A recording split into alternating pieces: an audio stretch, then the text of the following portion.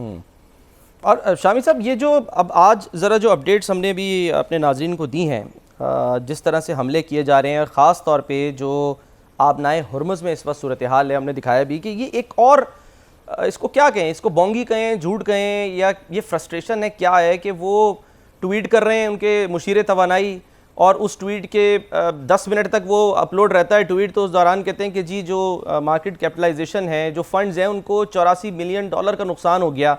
और फिर उसके बाद कैरोलाइन लिविट से पूछा गया, जो वाइट हाउस की तर्जुमान है, वो कह रही हैं कि नहीं जी, हमने तो अभी तक किसी जहाज़ को भी सिक्योरिटी फराहम नहीं की है। आज 3 जहाज़ों को निशाना बनाया गया है, अब तक 13 जहाज़ हो चुके हैं।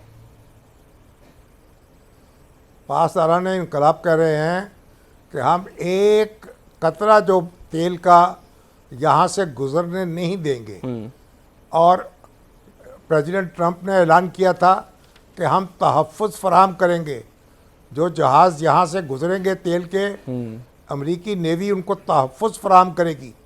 लेकिन ये ऐलान करके फिर वो सो गए, ना कोई जहाज़ गुजरने पर तैयार हुआ और ना कोई तहफ़्फ़ुज़ फराहम करने के लिए आया।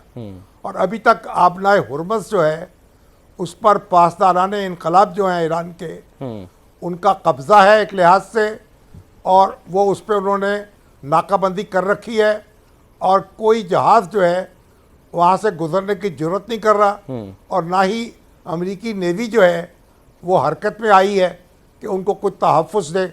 ये कहा गया कि हमने जो सुरंगें उन्होंने बारूदी बिछाई थी उनको ख़त्म कर दिया है, लेकिन उसके बाद भी वहाँ कोई जहाज़ अभी तक गुजरा नहीं है।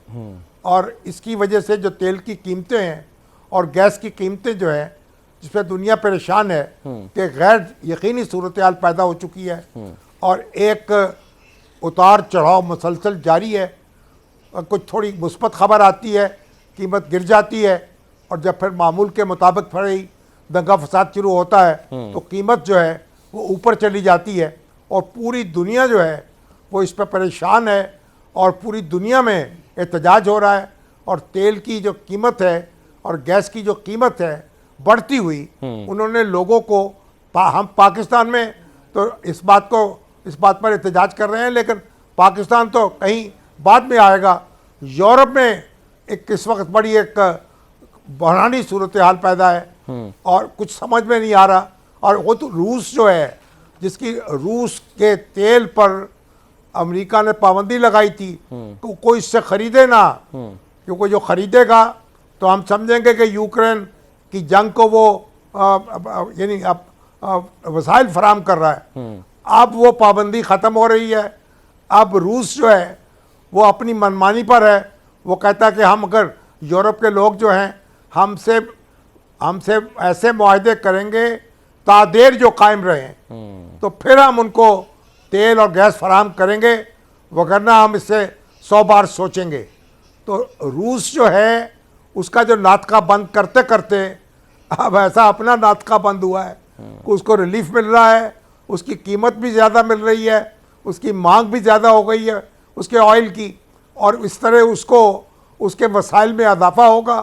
और अमेरिका जो है उसके हलीफ हैं, वो दबाव में हैं, और वो अपने कभी सर को पीट रहे हैं और कभी अपना सीना को भी कर रहे हैं। और प्रेसिडेंट ट्रंप जो हैं उनको दिलासे दे रहे हैं, नहीं मैं ऐसे कर दूंगा, ऐसे हो जाएगा, हालात संभल जाएंगे और तेल हम कीमतें काबू में रखेंगे, और कीमतें काबू में आ नहीं रही।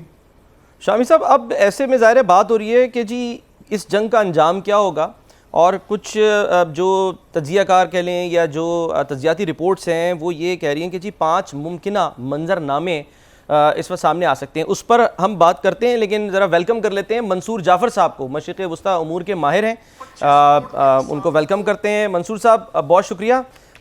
इससे पहले कि हम ज़रा जंग के ख़ात्मे उसके मंजरनामे पर जाएँ, ज़रा ये बताएँ कि क्या वाकई ईरान जो है वो बारूदी सुरंगें बिछा रहा है?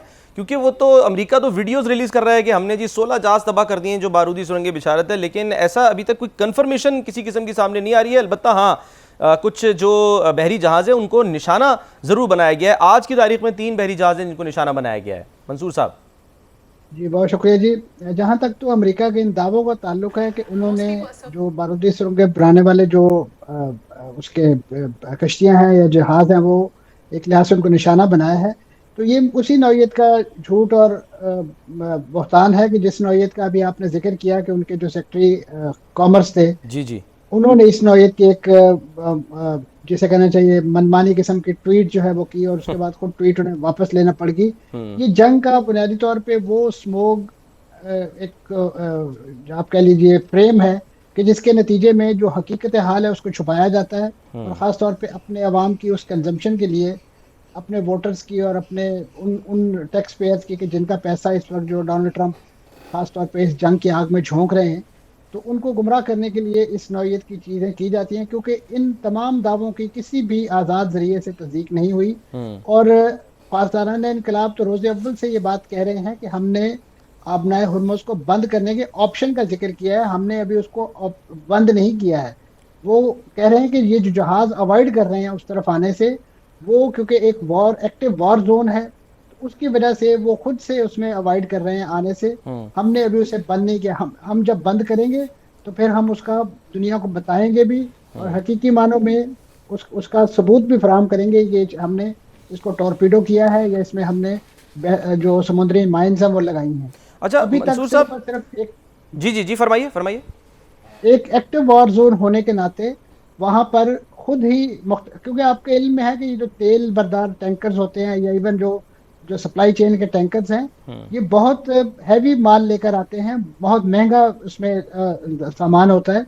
तो उनकी जो इंश्योरेंस कंपनियां हैं वो इस बात पर उन्हें यानी एक लिहाज से अवॉइड कराती हैं कि आप किसी एक्टिव वॉर जोन में ना जाएं, और उनकी इंस्ट्रक्शंस की रोशनी में ये तमाम के तमाम कम्युनिकेशन जो है वो रुकती है, और कोई मुतबादल रास्ते या उसका इंतज़ार करते हैं।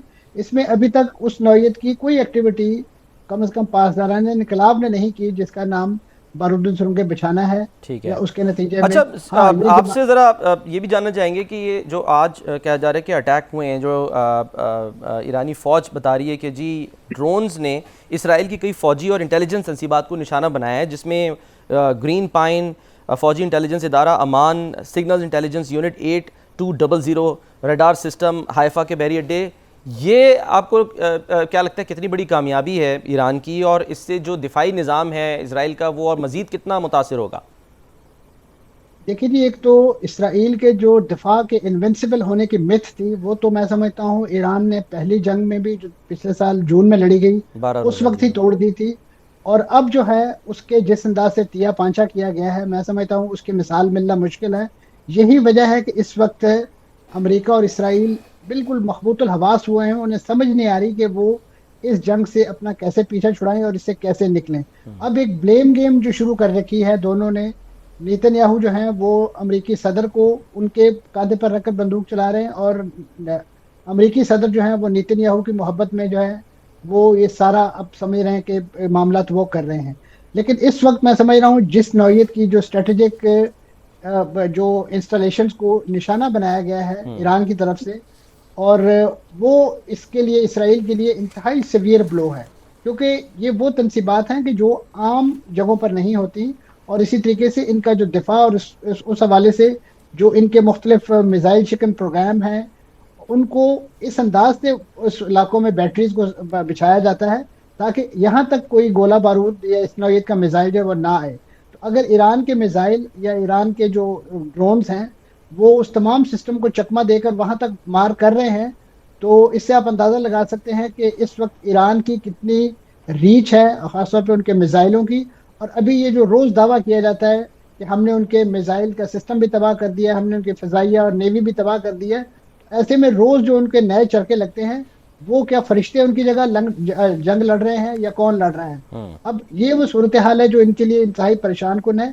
और उसके साथ साथ मैं समझता हूँ जो सबसे बड़ा इस वक्त चैलेंज बना हुआ है, ये अमेरिका और इसराइल के जो दावे हैं वो खुद अब बैकफायर करना शुरू हो गए हैं। उनकी आवाम जो है उनके इन बातों पर यकीन नहीं रख रही, और यही वजह है कि रोज़ बरोज़ ये मुतालबात अमेरिका के अंदर से भी और ख़ासतौर पर मुख्तलिफ ममालिक की तरफ से भी ये शद्दोमत इख्तियार कर रहे हैं। अब आप देखिए कि एक तरफ अमेरिका कहता है, इसराइल कहता है कि जी हम उनके यानी जो अस्करी तनसीबात है उनको तबाह कर रहे हैं, दूसरी तरफ खुद वो नया महाज खोलता है। आज उन्होंने जो उनका बैंक के सिपाह है, जो उनके पास इनकलाब के हम ख्याल बैंक है, उसकी इमारत को निशाना बनाया है, जिसके नतीजे में ईरान को ये एक मौका मिल गया है कि उन्होंने कहा कि जी हम अपने गिरदोनवाह में अपने हमसाया जो हमारे पड़ोसी हैं वहां पे अब हम कारोबारी जो टारगेट्स हैं, खासतौर पे जो मालियाती इदारे हैं जिनमें बैंक भी शामिल हैं, जी हाँ। अब हम उन्हें निशाना बनाएंगे। अब आप सोच सकते हैं कि इन जगहों पे